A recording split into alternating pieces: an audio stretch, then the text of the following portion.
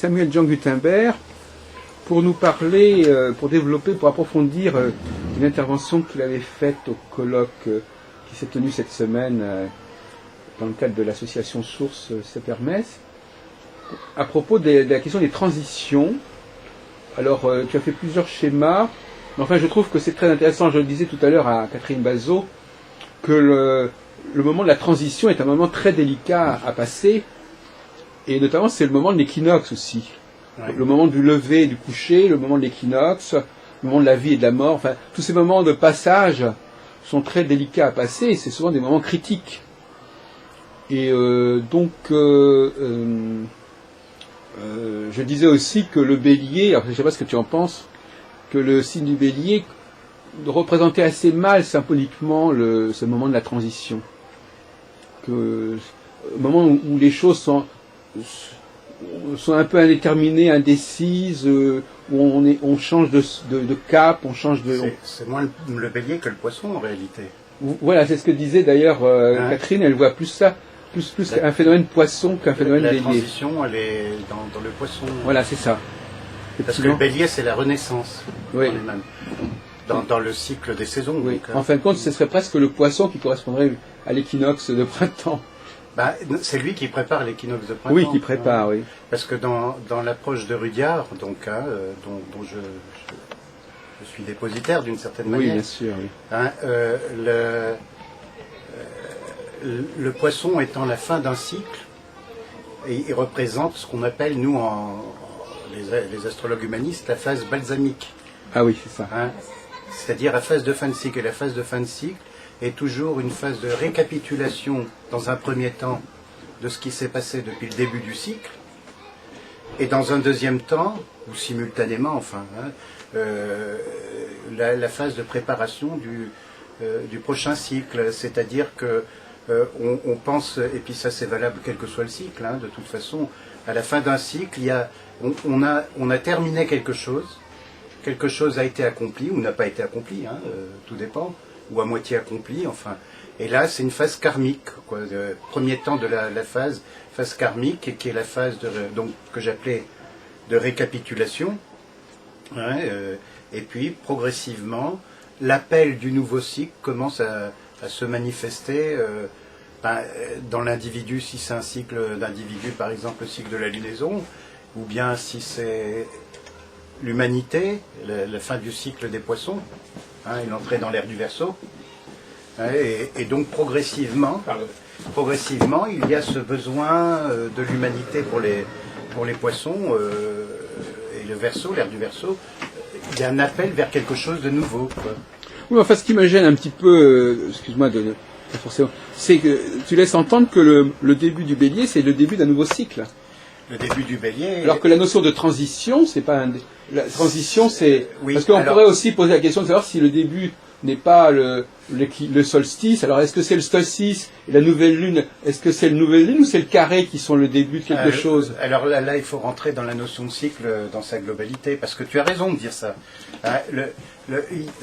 Au bélier, il y a une tonalité nouvelle qui se manifeste, si on peut dire, ou à la nouvelle lune. Mais cette tonalité, il faut qu'elle trouve des formes pour s'incarner.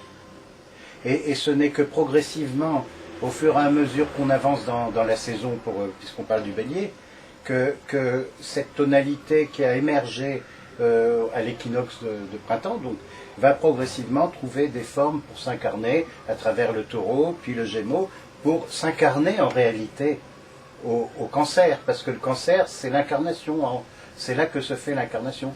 Peut-être d'ailleurs, est-ce pour cette raison que dans la tradition, l'astrologie traditionnelle, on disait que la maison 4 ou le cancer c'était la fin ou le début Justement, oui. Ouais. Mais c'est au cancer ou au carré montant, si on le prend dans le cycle, oui, que la chose s'incarne ou ne s'incarne pas.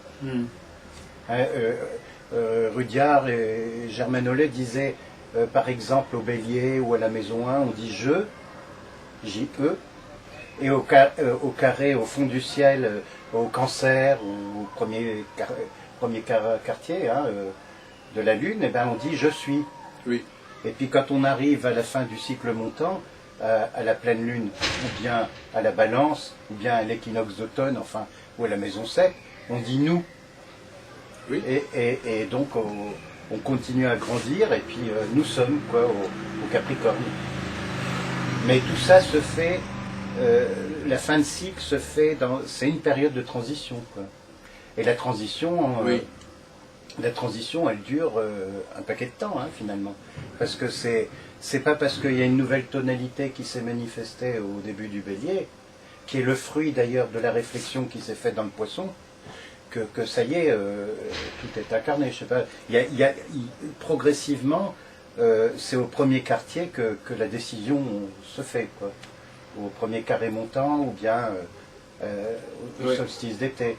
Donc tout ce temps-là, on peut dire qu'en fait, c'est une transition entre deux ères, entre deux époques et tout. Oui, toi tu parlais notamment l'autre jour de la transition concernant le passage de l'ère du Poisson à l'ère du Verseau. Oui, puisque c'était le sujet enfin, c'était pour montrer pourquoi on était en crise, quoi. Oui, c'est ça. Donc la crise, c'est cette transition, en fin de compte. La crise fait partie de la transition, effectivement. Oui. Ouais. Quand on est en crise, c'est qu'on est appelé à se métamorphoser et à passer à une autre conscience des choses, quoi. Que ce soit dans la vie d'un individu. Nous, on travaille avec le cycle de la lunaison progressée, hein, donc, ou que ce soit dans la vie de l'humanité ou d'un pays, d'une nation, enfin, tout dépend comment on voit les choses. Mais c'est vrai que la transition, ce fondu enchaîné dont je parlais, il se fait sur une longue période. Rudyard explique bien ça dans l'histoire du cosmos. Il explique bien cette dynamique-là. Il prenait, lui, l'exemple dans ce livre particulier du cycle des poissons et de l'ère du Verseau. Bon, pour le cycle des poissons, en 2000, il y a 2000 et quelques années, puisqu'il considère qu'on va rentrer définitivement, et c'est jamais définitif, dans l'ère du Verseau en 2062. Hein, mais, donc, puisqu'une ère, ça fait 2160 ans, hein, il faut remonter à moins et quelque chose pour voir le début de l'ère du Poisson, suivant Rudyard, hein, parce que je sais qu'il y a pas mal de polémiques là autour. D'ailleurs, je me rappelle que tu avais publié un livre, Aquarius. Ou la nouvelle ère du Verseau. Ou la nouvelle ère du Verseau, où il y avait... Un collectif, oui. C'était un ouvrage collectif, que j'ai toujours d'ailleurs. Oui, en 79, il y a 31 ans. Ah, oui, je l'avais acheté à cette époque-là, alors quand il est sorti. Oui. Il y avait d'ailleurs un article de Ruperti sur les oui, effectivement. C'était un colloque qui avait été organisé en 77. Ouais. Oui, effectivement, c'est un sujet qui me turlupine un peu, cette affaire que nous sommes en train d'aborder, parce que finalement, malgré tout, il y a quand même une certaine... il y a deux transitions, effectivement. Il y a la transition croissante et décroissante, on est d'accord. Hein, oui. Bon. Donc là, actuellement, on a la crise de la phase croissante. Il y a l'autre crise qui est la crise du carré qui précède l'hiver, en fait, qui précède la nouvelle lune. Le carré descendant, tu veux dire. Oui, le carré descendant précède la nouvelle lune et le carré ascendant précède la pleine lune. Voilà, c'est ça. Au moins, symboliquement. Et donc le carré ascendant précède l'été et le carré descendant précède l'hiver. Oui. Alors, effectivement, moi j'aime bien parler de yin et yang, hein, par exemple. On va parler de ça aussi, si tu veux. Non, c'est-à-dire que le passage de quoi à quoi, en fait, c'est ça la question qui se pose. Dans la dynamique de Rudyard, toujours, lui il parle de force de nuit et de force de jour. Ah oui. Hein, il parle donc de yin et de yang. Hein. C'est-à-dire que la force de nuit est une force collective et la force de jour est une force individualisante. Donc, quand on rentre dans le bélier, on rentre à un moment où les deux forces sont à égalité. Et oui. Hein, et à ce moment-là, la force de jour, c'est-à-dire la force individualisante, commence progressivement à prendre le pas sur la force de nuit. C'est-à-dire que quand on arrive au Cancer, on est au maximum de la force de jour et au minimum de la force de nuit. Bon, c'est toujours le yin et le yang, puisque même s'il y a un aspect individualisant, on est toujours, malgré tout, il y a toujours une part de collectif. C'est peut-être pour ça aussi que le Cancer, à nouveau, Et la maison 4 signifie à la fois notre incarnation, notre place dans la famille et tout ça, mais la famille c'est déjà du collectif quelque part. Hein, donc c'est un minimum, c'est de collectif. Mais c'est ça, et progressivement, la force de jour va commencer à diminuer à partir du solstice d'été, hein, donc la force individualisante, pour se tourner de plus en plus vers le collectif, et quand on arrive à l'équinoxe d'automne, à nouveau, il y a égalité. Alors justement, c'est là qu'il y a un petit problème, parce que justement, alors le problème est au moins clairement posé, mais la question est de savoir si véritablement, d'après ce que je comprends, d'après toi, ou d'après Rudyard, nous serions dans une phase de transition qui irait du collectif vers l'individuel. Oui, actuellement, oui, vers une nouvelle forme de manifestation, non pas on reste quand même dans le collectif puisqu'il s'agit de l'humanité, oui, mais une nouvelle forme de manifestation, de nouvelles valeurs. Oui. Et alors ça tu le fondes sur, attends, avant de rentrer sur le détail, tu le fondes sur, en dehors de la question des ères précessionnelles, tu le vois apparaître à partir des configurations qui se présentent actuellement? Ou sur quoi tu fondes? Sur les, je sais pas, sur le carré ou l'entrée. Qu'est-ce qui donne ce climat actuellement qui te fait penser qu'on est une période de transition? Alors d'une part, toujours, on part du plus grand pour aller vers le plus petit. Oui. Le plus grand, c'est la possession des équinoxes. Mais à un niveau plus petit. Alors à un niveau plus petit, eh bien, ça a été évoqué par différentes personnes durant le congrès. Oui. À un niveau plus petit, il y a la conjonction, le cycle Uranus. Le cycle Pluton-Neptune, hein, dont on est au sextile, montant pour l'instant. Mais bon, ça c'est pas probant en tant que tel. Hein, parce que c'est. Mais surtout, ce qui nous fait dire tout ça, et ça a été évoqué à plusieurs reprises durant ce congrès, c'est le carré d'Uranus à Pluton. Oui. Hein, ça c'est capital, ce carré, dans le cadre de tout ce qu'on est en train de dire. Hein, ce qu'avait fait Fanchon-Pradalier, c'était intéressant parce qu'elle montrait les petits cycles dans les grands cycles. Ah oui, finalement. Oui, c'était très impressionnant. Ça c'est intéressant parce que tout interagit finalement. Mais la somme de tous ces cycles qui se recoupent, hein, eh bien, fait qu'on est dans une phase de crise.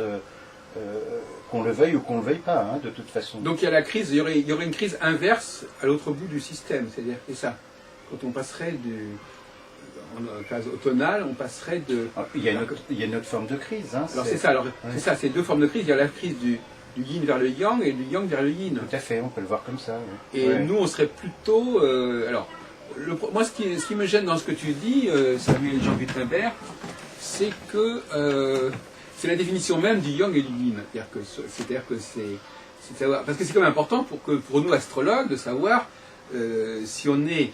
Alors, c'est pas tellement la question du passage du yin et yang, c'est-à-dire quel est le contenu.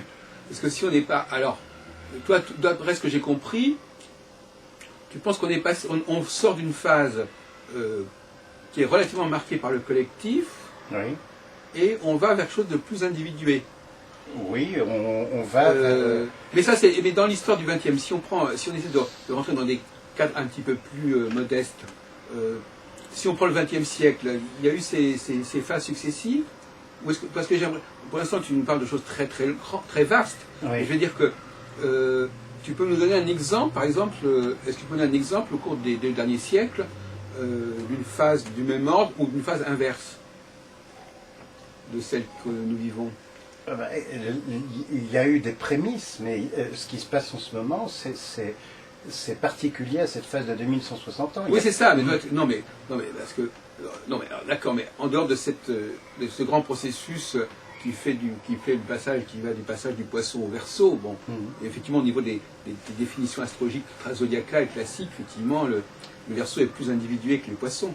Ouais. Mais au niveau des cycles planétaires, parce que finalement tu sais que beaucoup d'astrologues ne s'intéressent pas énormément à la question des précisions des équinoxes, je veux dire, c'est pas ce colloque n'était pas marqué spécialement par ce truc-là, par exemple. Oui, c'est pour ça que j'ai voulu en parler. Oui. Non, mais je veux dire qu'il y a quand même aussi à un niveau plus limité, il y a quand même aussi on vit des changements de phase même au cours d'un même siècle. Ah oui, oui, bien sûr, mais là c'est il y a des mini-crises en fait. Oui, c'est ça. Hein, il y a, à l'intérieur de ces Oui, grandes crises, voilà. mais qui sont liées par exemple à la conjonction Pluton-Uranus, Oui, qui était une fin de cycle de 170 ans et quelques, hein, oui. hein, et donc ce qu'on voit une fois par siècle, et on a eu le chance, et encore une fois par siècle, plus d'une fois par siècle, hein, et on a eu la chance de vivre ça. Et si on regarde ce qui s'est passé à la fin du cycle Uranus-Pluton dans les années 60, hein, et au-delà, hein, puisque ça a été toutes les années 60. Dont a parlé Yves Le Noble. Dont a parlé Yves Le Noble à juste titre. Hein, eh bien, dans ce cadre global de la précession des équinoxes, ce cycle va apporter des éléments nouveaux qu'il convient d'intégrer dans la vie de l'humanité. Et on va être testé, puisqu'on arrive au carré, c'est toujours la même histoire du carré, on va être testé sur ce qu'on a intégré ou pas de ce qui nous a été proposé de faire naître dans cette période de la conjonction. Et là, quand on regarde au niveau de l'histoire ce qui s'est passé à ce moment-là, c'est des dates extraordinaires. Il y a eu des crises tout à fait extraordinaires. Alors, Yves Le Noble a mis l'accent plus particulièrement sur les crises pétrolières, la Chine et tout ça, ce qui est un fait.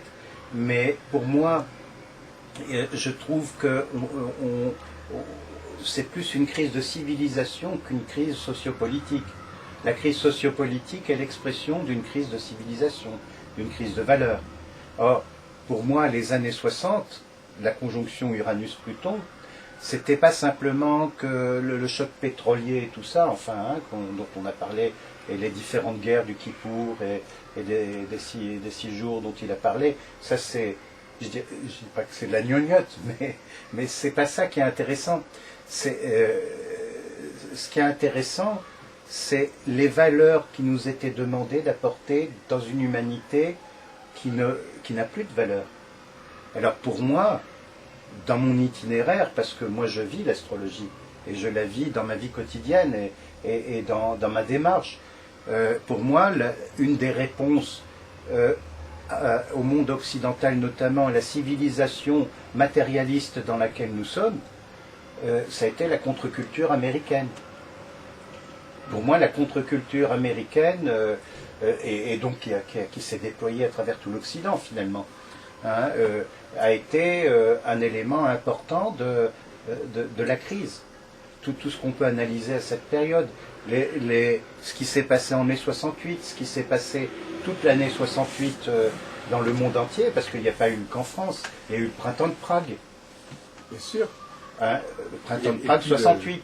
Il y a eu au Japon, il y a eu des révoltes d'étudiants, il y a eu à Berkeley contre la guerre au Vietnam, il y a eu à Mexico des centaines de morts juste avant les Jeux Olympiques. Et pour moi, un des symboles de cette crise importante de civilisation, de valeurs et tout, bon, tu me diras, ça concerne peut-être que les États-Unis, mais pas que les États-Unis, c'est quand Beamon et Smith ont gagné le 100 mètres aux Jeux Olympiques de Tokyo, hein, en 68 donc, et puis qu'au moment de l'hymne américain, ils avaient le poing ganté, et puis pour manifester contre une civilisation qui rejette des cultures différentes, quoi, parce qu'ils étaient d'une couleur différente, c'est inadmissible. Mais maintenant, qu'est-ce qui se passe alors que le carré est en train, comme disait Yves Le Noble à juste titre, le carré il sera exact d'ici quelque temps, mais il est déjà en train de se former. Et qu'est-ce qui s'est passé au début du carré qui est en train de se former? Obama a été élu. C'est la réponse à Beamon et à Smith des Jeux Olympiques. Oui, en effet. Moi, je me situe dans ce domaine culturel. Il s'agit de retrouver l'âme de l'humanité. Tout ce qui se passe au niveau des chocs pétroliers, des crises financières et tout ça, ça c'est la partie immergée de l'iceberg, quelque part. C'est pas ça qui est important. On a beau vouloir renflouer les banques Et tout ça, c'est comme on dit, c'est mettre un emplâtre sur une jambe de bois. Oui, oui. Parce que c'est la notion même de banque qu'il faudrait revoir. Parce que la banque est liée à la civilisation du poisson, de fin du poisson, hyper matérialiste, marquée par la cupidité, par greed, comme on dit en anglais. Hein, L'envie. Ouais, le besoin de... Cupidité, oui. La cupidité, l'ambition de l'ego et tout ça. Hein, et c'est ça qui est pour moi ce passage, cette crise. Et jusqu'à présent, je n'ai pas entendu quelqu'un qui vraiment parlait de changer complètement de structure sociale, politique. D'accord, la démocratie, c'est quelque chose, c'est une étape, la démocratie. Mais quelque part, il y a quelque chose d'autre qui doit émerger. Sri Aurobindo l'a très bien démontré. Lui aussi, il utilisait les cycles. Hein. Sri Aurobindo. Mais malgré tout, si on prend par exemple l'exemple des saisons, l'hiver, c'est le retour au tronc, si on peut dire. Et l'été, c'est les feuillages qui s'ajoutent. Donc, en fin de compte, on passe d'une phase, moi je dirais, où il y a des centres très forts, une phase où il y a une dispersion des énergies. Oui, mais les quatre phases là que tu évoques, donc les deux équinoxes et les deux solstices sont des points importants de crise aussi, de prise de décision. Non, mais ce que je veux dire, c'est que la question est de savoir si l'on va... disons qu'il y a deux scénarios complètement opposés qui se présentent. Soit on va vers une réaffirmation... alors d'abord, premièrement, la première, c'est de savoir si c'est le yin ou si c'est le yang qui correspond. Est-ce que c'est vraiment le yin qui correspond à l'hiver et le yang au printemps, à l'été, ou si c'est l'inverse. Je ne suis pas certain que les correspondances soient absolument établies à ce niveau-là. Oui, c'est des analogies. Hein. Oui. Rudyard parle plutôt de force de nuit et force Alors pour lui, de les jour. forces de nuit, c'est le yin. C'est plus le yin, Oui. parce que dans l'état des forces de nuit, on est plus lié à l'inconscient collectif, Oui. et alors que dans les forces de jour, on est plus conscient, on est plus individualisé. Il fait déjà cette distinction. Alors c'est un débat que l'on peut avoir. Moi, je me suis beaucoup intéressé récemment au fonctionnement. Regardez par exemple, si on regarde par exemple le rôle des rêves. Oui. L'individualité, elle se développe au contraire très fortement dans la solitude de la nuit, d'une certaine manière. Lorsque les gens ne peuvent pas communiquer entre eux, ils développent forcément. On sait très bien que l'idiosyncrasie se développe quand il n'y a pas de communication entre des pays ou des hameaux ou des villages. On veut dire, c'est isolant. La nuit est isolante d'une certaine manière. Alors que le jour, on va au travail, il y a des phénomènes collectifs, on prend des transports en commun, on communique par la même langue, on est dans l'extériorité. L'extériorité est beaucoup plus estivale, et l'intériorité, d'ailleurs la nuit aussi, c'est pareil. Donc, alors l'extériorité, c'est plutôt le collectif, l'extériorité. C'est-à-dire quand je commence à vouloir communiquer, je suis obligé d'apprendre une certaine langue, je suis obligé oui et non, parce que quand on aborde cet aspect-là, force de nuit et force de jour, on se réfère aussi aux signes individuels et aux signes collectifs. Oui. Hein, c'est-à-dire que le premier cadran, donc le printemps, est hyper individuel, hein, puisque ça c'est la tradition. Hein, moi, oui. Je n'invente rien. Oui. On dit toujours que dans toutes les astrologies, quelles qu'elles soient. Oui, ça c'est vrai. Ouais. Mais ça, il y a une tradition astrologique à ce sens-là, effectivement, qui fait d'ailleurs aboutir le poisson comme étant hyper collectif et les premiers signes hyper individuels. Ça, c'est vrai que ça existe. Ouais. Ça existe dans notre... Attends, je vais quand même arrêter. Je t'en prie. Ouais. Vous disiez quoi à propos des rêves? À propos des rêves, il y a eu une expérience de fête, parce qu'effectivement le rêve est quelque chose d'individuel, et en même temps pour voir s'il n'y avait pas quelque chose de collectif dans les grands événements.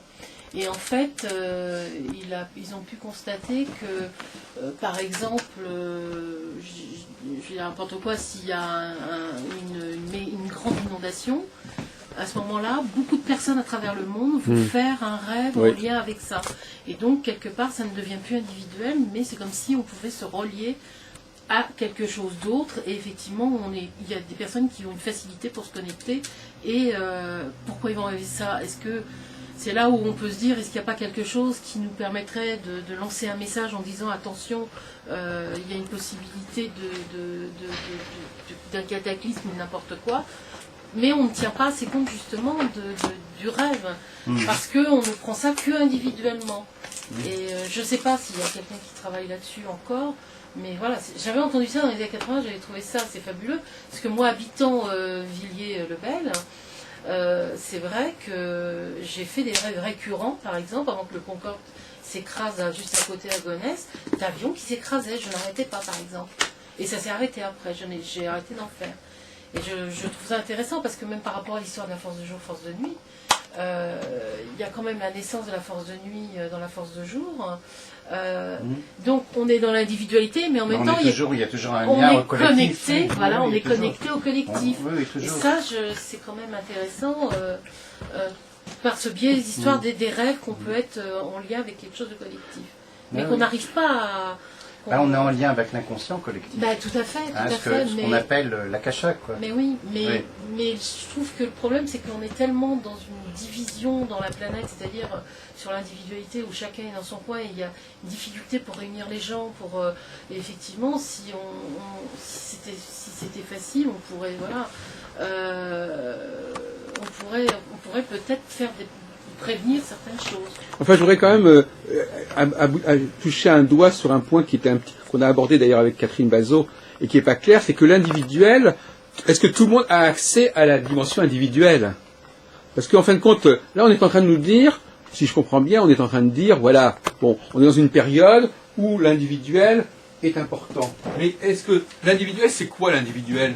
L'individuel, c'est chaque individu en tant qu'individu, ou bien est-ce que c'est des individus qui en quelque sorte prennent la direction des choses? Il y a donc deux discours sur la notion d'individualité qui ne sont pas du tout compatibles. Normalement, en t'écoutant, on a l'impression que l'individuel, c'est que tout d'un coup, nous sommes tous voués à assumer notre individualité.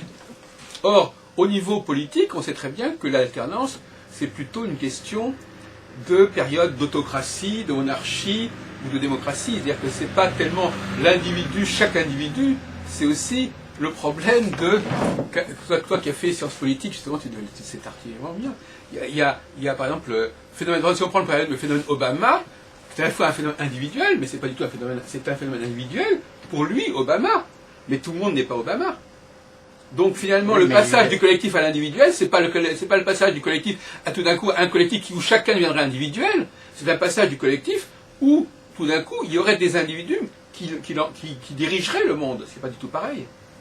Alors c'est ça le débat qui est ça. Parce que c'est important, si on fait des prévisions, de savoir si on ne se trompe pas de définition. Oui, ça touche peut-être les Noirs américains individuellement, de voir que moi, si je suis noir, je vois un président dans un pays où effectivement il y avait une répression sur les Noirs, que d'un coup un président est noir, ça peut me toucher. Non mais ça touche, non mais on est en train de parler de ce qui touche, on est en train de parler d'événements majeurs. Est-ce qu'on est dans une société, est-ce qu'on passe par une période où il y aura des personnages centraux qui vont affirmer leur individualité par rapport à des collectifs qui vont s'organiser autour d'eux, ou est-ce qu'on est... il y a des tas d'exemples dans l'histoire, la Révolution française, aussi bien Napoléon, n'importe quoi. Ou bien est-ce qu'on est vraiment... j'ai l'impression que là, il y a une espèce de confusion, parce que qu'est-ce que c'est que ce passage à un monde de l'individuel? C'est le reproche que je faisais d'ailleurs, je disais tout à l'heure à Catherine Bazot, que Rudyard étant lui-même un créateur, un compositeur, un écrivain, il est forcément du côté de ces individus qui ont une puissance, une certaine puissance. Mais est-ce que tout le monde a cette puissance individuelle? Est-ce que quand on parle d'individu, il y a deux discours qui sont un petit peu... Est-ce qu'on quand on parle d'individus marquants, ou qui vont en quelque sorte féconder le reste de l'humanité, ou est-ce qu'on parle véritablement d'une humanité où chaque individu serait un centre, en quelque sorte? Ah, mais là, on rejoint de toute façon aussi tous les enseignements spirituels et puis les psychologies transpersonnelles, notamment avec Jung. Hein, pour Jung et pour pour toutes ces enseignements, le but de l'individu, le but de chacun de nous, c'est de sortir des conditionnements socioculturels dans lesquels on est, ce qu'on appelle, Alice Bailey, elle appelait ça la conscience de masse. Hein, la plupart des gens ne sont pas individués. Oui. La plupart des gens, ils ne font que suivre les dictats de la mode. Oui, bien sûr, mais on en a passé ça en parler. Mais justement, est-ce que ça va changer ça? Il faut que ça change. Non, mais moi je ne crois pas que ça va. Je ne crois pas que ça va changer. Je ne crois pas que ça va changer. Oui, mais d'abord, la différence entre nous, c'est que moi je ne crois pas que l'astrologie nous parle d'un changement de civilisation déjà. Moi, je pense que pour moi l'astrologie, elle nous parle de récurrence, un mode de fonctionnement social qui est imperturbable, qui passe par des phases. Là, on n'est pas d'accord. Non, mais je veux dire que c'est pour dire dès le départ que sur ce point, je n'attends pas qu'il y ait quelque chose qui soit totalement différent de ce qu'on a connu jusqu'à présent.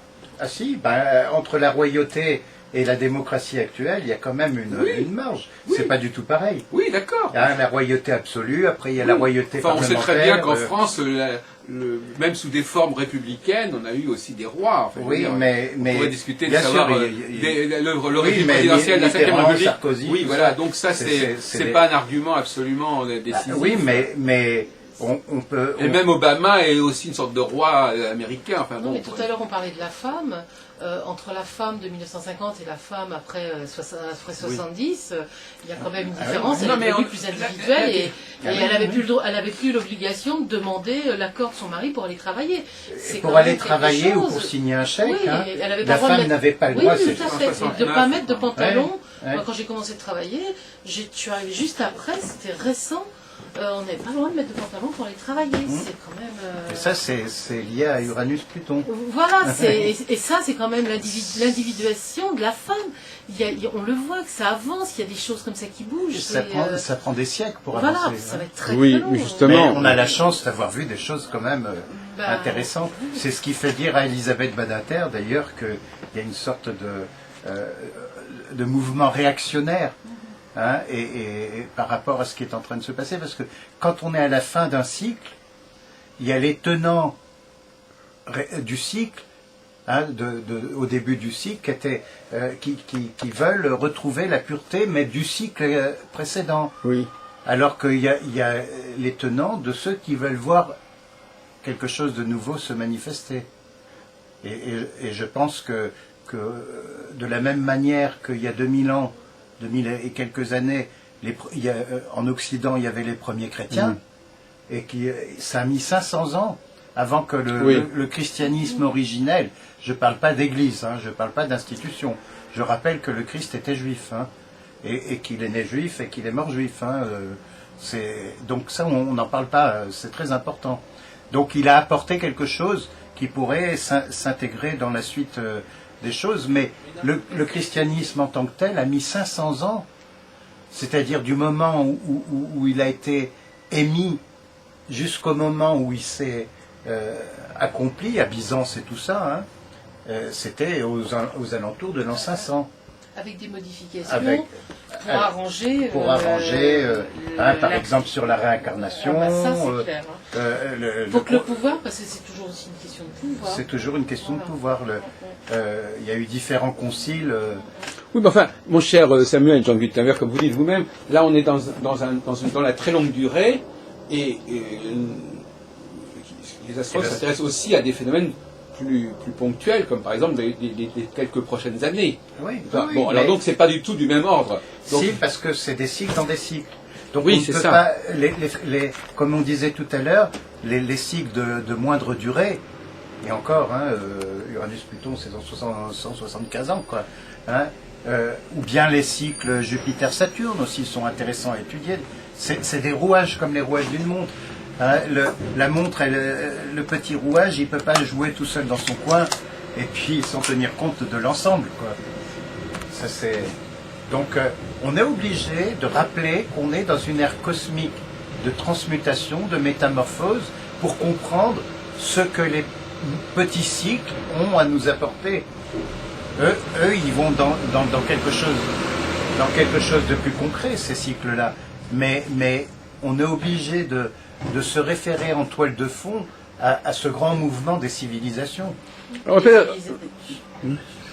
mais c'est vrai que les civilisations, si on regarde les civilisations depuis l'origine, c'est toujours, ça monte, il y a une apogée, ça descend.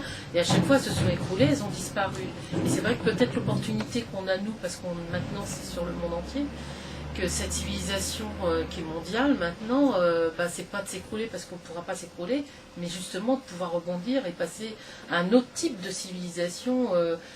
Et c'est vrai que si on regarde, moi je trouve depuis toujours, ça tente toujours d'évoluer, ça cherche ça avance, on n'est plus les mêmes qu'il y a 1000 ans, ou 2000 ans, ou 3000 ans, ou voire même 4000 ans. C'est depuis la première cité qui a été construite, comparée à celle de maintenant, c'est plus la même chose. On voit l'évolution. Oui, donc mais, automatiquement les cycles, effectivement... mais alors justement, ce qui est intéressant, c'est qu'on pourrait presque dire le contraire, on pourrait dire qu'effectivement, le fameux cycle précessionnel est un peu en contrepoint du cycle planétaire, en quelque sorte. C'est-à-dire que ce n'est pas du même ordre, ça ne va pas même forcément dans le même sens. Il peut y avoir, parce que d'abord, premièrement, c'est une théorie astrologique très particulière, la théorie précessionnelle. Elle ne correspond pas à l'astrologie traditionnelle, cette théorie-là. Donc c'est déjà... Ptolémée, il en parlait déjà. Oui, mais enfin, il ne développait pas cette notion qui a été d'ailleurs développée surtout à partir du XVIIIe siècle, je ne sais pas si vous le savez. Les premières théories de l'ère du Verseau datent de 1780-90. Donc effectivement... C'est normal. Oui, c'est pour dire découverte d'Uranus. Ouais. Oui, non mais d'accord, mais c'est pour dire que finalement, il s'agit d'une astrologie très particulière, de très longue durée, et qui ne doit pas faire oublier qu'il y a un fonctionnement de l'humanité à un niveau beaucoup plus basique, qui lui passe par des phases qui sont nécessaires. Hein, on va pas le printemps et l'hiver n'ont pas disparu à cause de l'ère du Verseau. Donc il y a des phénomènes cycliques de base qui ne vont pas disparaître. Alors que l'on garde. On n'a jamais dit qu'ils allaient disparaître. Non, mais je veux dire qu'il faut aussi les maîtriser. On dit qu'on va les aborder avec une autre conscience et d'une nouvelle manière. Oui, mais en même temps, quelque part, ils vont quand même continuer à exister. Oui, ils vont exister, bien sûr. Ils vont quand même... Et c'est important de les comprendre. Et le rôle de l'astrologue, par-delà quand il leur a dit qu'on va changer de civilisation, les gens ne sont pas... Bon, c'est intéressant, mais je veux dire que dans son intervention dans la cité pour résoudre les problèmes actuels, ça ne suffit pas. Comment ça ne suffit pas? C'est une réponse à la crise actuelle, le fait Non, mais ça ne suffit pas, tu dis toi-même. Oui, mais ça ne suffit pas pour gérer les problèmes de fonctionnement de la société. Mais tout à fait, il y a plein de mouvements à l'heure actuelle qui sont des mouvements contre-culturels, qui sont des mouvements comme les créatifs culturels, comme, je ne sais pas si tu as entendu parler. Non. Les créatifs culturels, ce sont des individus qui se réunissent et qui sont porteurs de ces nouvelles valeurs. Voilà. Ils veulent que le monde change parce qu'il ne peut pas faire autrement que changer. Oui. Et c'est des valeurs spirituellement plus proches de l'âme de l'être humain que les valeurs matérialistes dans lesquelles nous sommes. Donc les créatifs culturels, tu as peut-être entendu parler des transitionneurs. J'aurais dû, peut-être, oui. Tu regardes sur Internet, ou les villes en transition. Hein, les villes en transition, c'est des nouveaux modes de vie que des personnes conscientes et, je dirais pas plus évoluées que les autres, mais des plus conscientes, cherchent à développer par rapport à la crise, par rapport à être plus en coopération les uns avec les autres, sur le plan de l'écologie, sur le plan de l'environnement. Il y a des gens qui n'ont même pas. L'autre jour, j'étais à une réunion des villes en transition. Ça commençait en Angleterre, hein, et ils parlent pas spiritualité comme nous, mais ils sont portés par le désir de vivre d'une autre manière que de cette manière d'abruti, métro, dodo, boulot qu'on nous impose de vivre. Et de consommation. Et de consommation. Nous sommes avant tout dans cette